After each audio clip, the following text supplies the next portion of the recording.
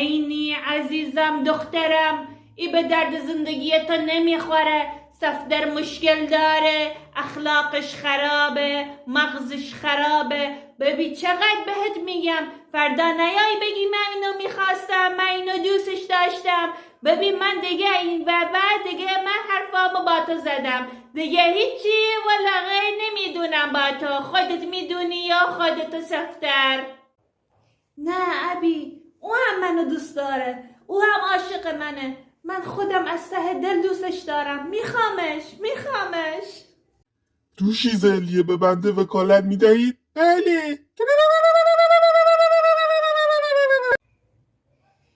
چه بوگندی میاد؟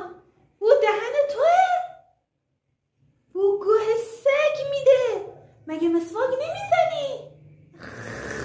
خاک عالم تو سرت، خاک عالم تو سرت. خفه شدم، خفه بشی ایشالله.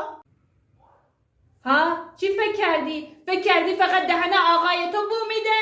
دهن ما او بیشتر بو میده. همینه، میخواستی قبول نکنی؟